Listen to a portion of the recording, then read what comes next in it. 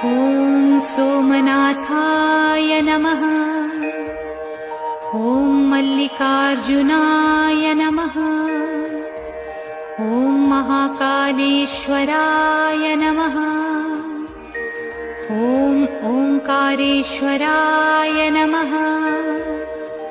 ॐ वैद्यनाथाय नमः। ॐ भीमशंकराय नमः।